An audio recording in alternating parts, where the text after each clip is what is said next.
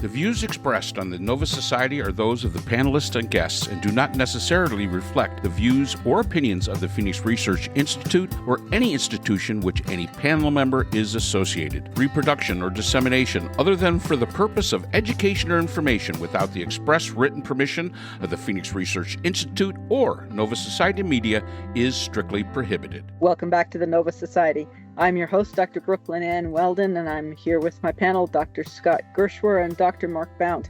Today and for the next several days, our panel will be answering listener emails about a topic which has dominated our mailbag. Listener emails from around the world are asking for the panel's take on the recent Zelensky-Trump Oval Office meeting.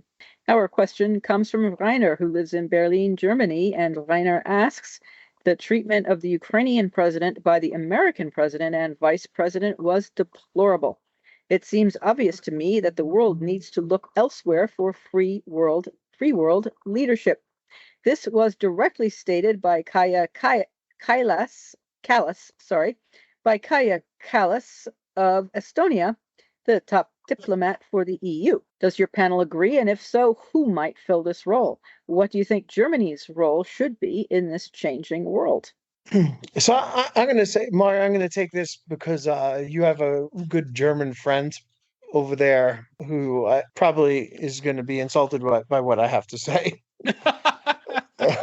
and I'll let you figure out how to respond. Actually, Scott, he likes you a lot because your last name is Gershwer. Yeah. He's been trying to figure out where your family was actually from. It was a made up name at Ellis Island. It has nothing to do with nothing. And then Mark can always see what Dieter has to say about if he listens to what Scott and you and I have to say. And I have I haven't talked to him in quite some time. He's a colleague and a friend, Thorsten Moit from Compart when I worked for the company in Germany. And he and I used to get in pretty heavy conversations. And one of the disagreements that we had, because when I was working there, it was during the first Trump term, was which country is closer to fascism, the United States or Germany. And he used to argue that we were, and I would argue that we might be now, but we'll never get there. But that I would worry about Germany again, based on their history. And to our German listeners, the reason that the United States took over as the leaders of the free world is very much because of the experience of the first two world wars in the first half of the 20th century. Since then, until last Friday, we were the leaders of the free world because we felt that we could do it in a more even-handed way that would allow other people the space that they need to grow, rather than look at other countries, even allies, as somebody to keep down and suppress and subjugate. And that's pretty much the history of Europe, the way I know it from studying European history. Right now, it's hard to picture who would be the leader of the free world. Certainly Keir Starmer could make an argument that he would want that role, but I don't think the UK is in that kind of position, frankly. And Macron is not very popular in his country. And France is sliding rightward, as is Germany.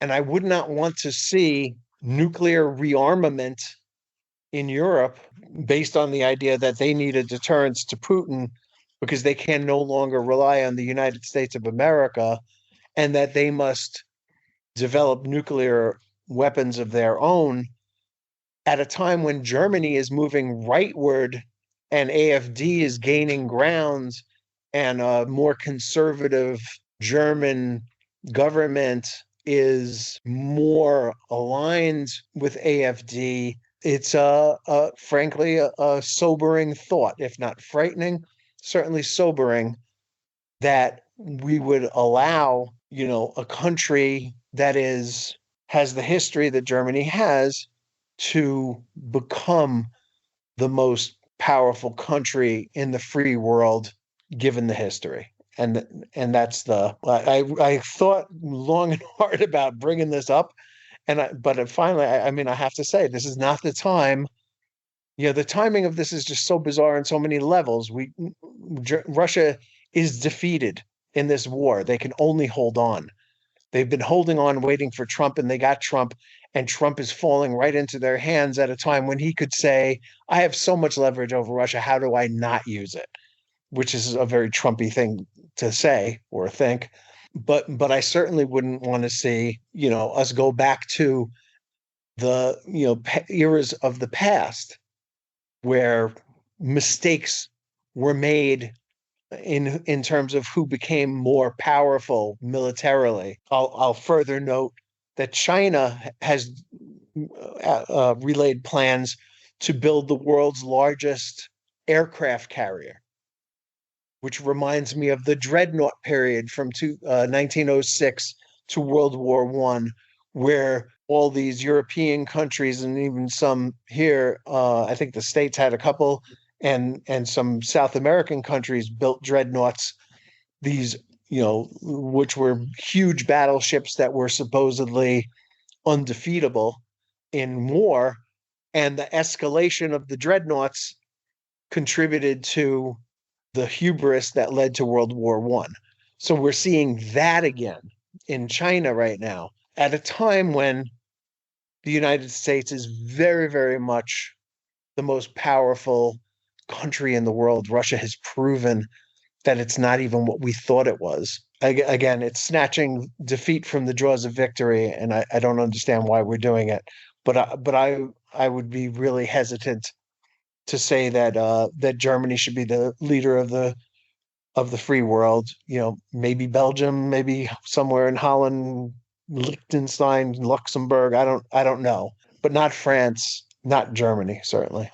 Scott brings up a very, very good point on this. We are using 20th century thinking, and I'm talking the entire 20th century thinking of, and when we say of the most powerful person in the world is the person that's in charge of the most powerful military country, and that's 20th century thinking. We need to switch that thinking just a little bit, or we do have the hubris of the person that has the most might decides on what's right. The most powerful person on the face of the earth should be the person that is most influential, not because of the size of the military they have behind them, not because of any, as I say, any nuclear weapons they have or any of that other stuff, not because of the economic power that they hold, but because they are the person that the world looks to for being human, the humanist kind of attitude. There's nothing I don't think that Germany or any of these other countries could do to become the most powerful militarily. They're not going to catch up to us. But just because we're the most powerful militarily does not make us the leader of the free world. That's a problem. Mark, go ahead. But Mark, are we in the free world anymore? That's the question. Not that we're the most powerful military, but are we in the free world anymore, or are we losing that? Scott, is really the question. I see the idea of power and military, and it's really been the way it's been throughout history of humanity. It really isn't only a 20th century idea. It's you could take it all the way back to when nation states and kingdoms and stuff, whoever had the biggest army was probably the big dog on the block. And if we haven't seen over the course of the history of humanity that doesn't work. The Romans found that out because they were only able to maintain it for so long. We have to change our attitude toward power and what it is. And we've talked about this sometimes before. When they got rid of U.S. aid, that's soft power. That isn't bringing in armies or missiles or anything else or tanks. That isn't even an economic power. That is just simply doing what's right. And that person that exemplifies doing what's right, not for the nation state that they belong to only, because we are still in that nation state era of civilization. And people that think that, this is the way it's always been, it hasn't always been this way. It hasn't. We've had kingdoms, we've had tribes, we've had all. There's been an evolution. Now we are in the nation state stage of civilization's evolution. There is a next step. And I'm not talking about a world government that everybody, oh, globalism, one world government. No, that's not what I'm talking about. What I'm talking about is when nation states understand that when my neighbor prospers, that's good for me. Now, I don't win 100%. I may only get 70% of a benefit from that, but that's better than no percent. And once we start understanding that, who could this person possibly be? Right now, with our attitudes that we have now, I have to say, I don't know. I don't know who it could be. I know who it's not. I know exactly who it's not. It's not Keir Starmer. It's not Macron. It's not Schultz, who is the current chancellor of Germany. It's definitely not Trump. It's not Xi Jinping. It's not Putin. It's not Modi. I don't know. Maybe we got to look to the Australians. I mean, I can't remember who's in charge of Australia anymore, but whatever. Maybe we would look to them. But it's got to be a person that isn't. I always say nationalism is politics for the simple people, for the simple-minded. It's easy to follow. Yay us, boo everybody else. That's basically what nationalism is.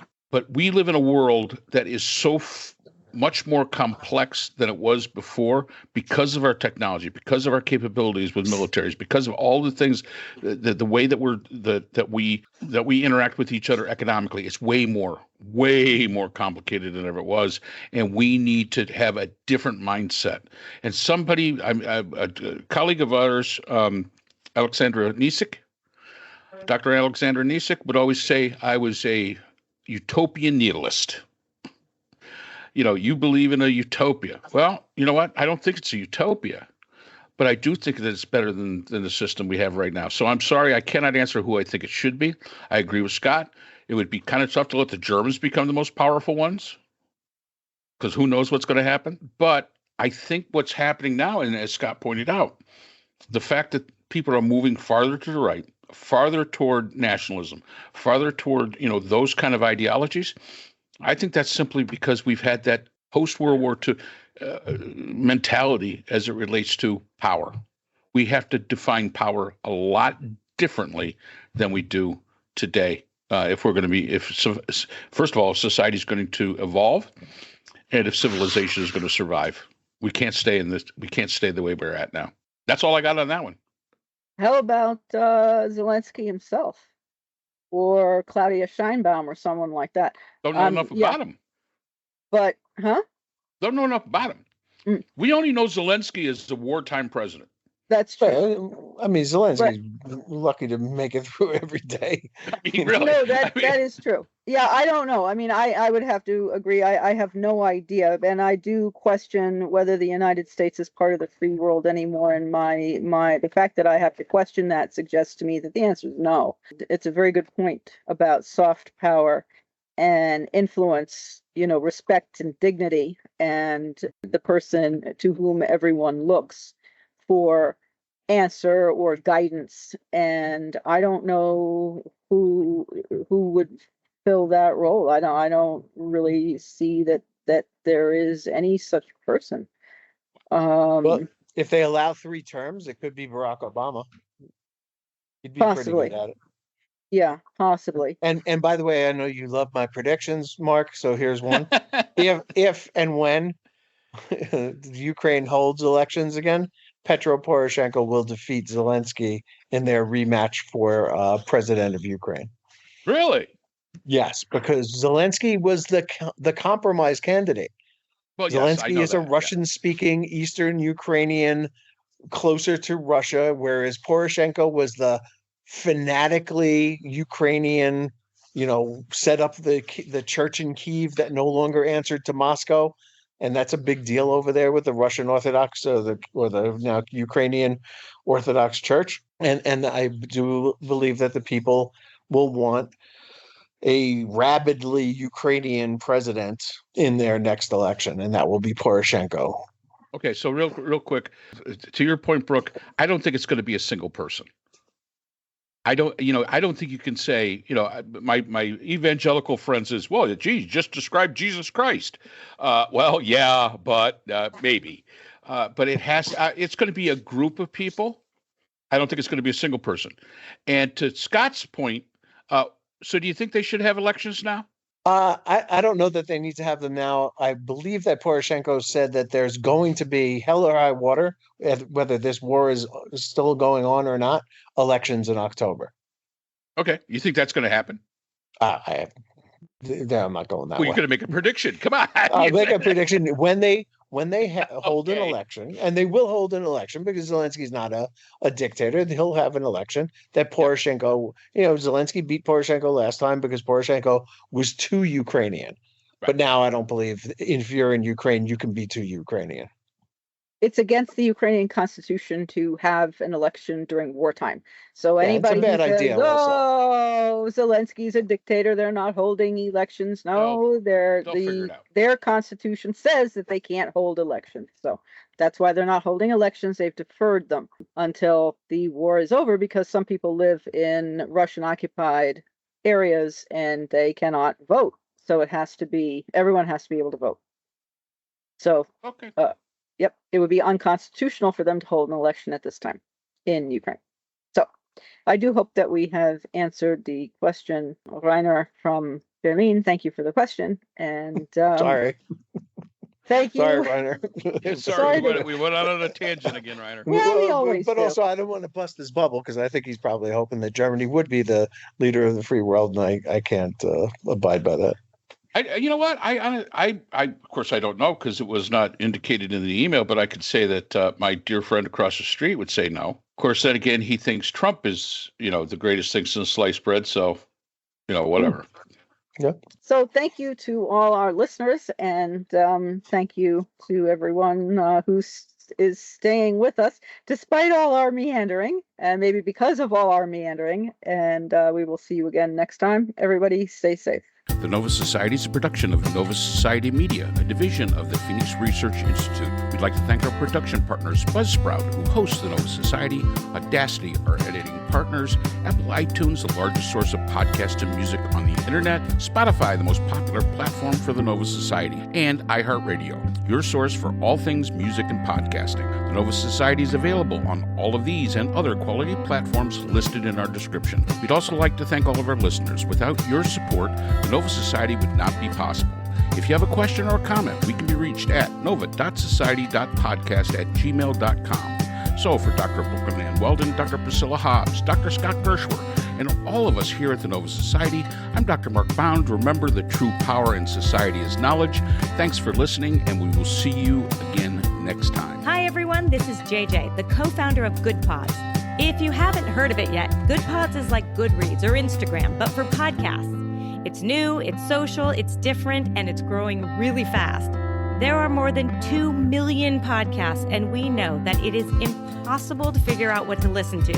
On Good Pods, you follow your friends and podcasters to see what they like. That is the #1 way to discover new shows and episodes. You can find Good Pods on the web or download the app. Happy listening!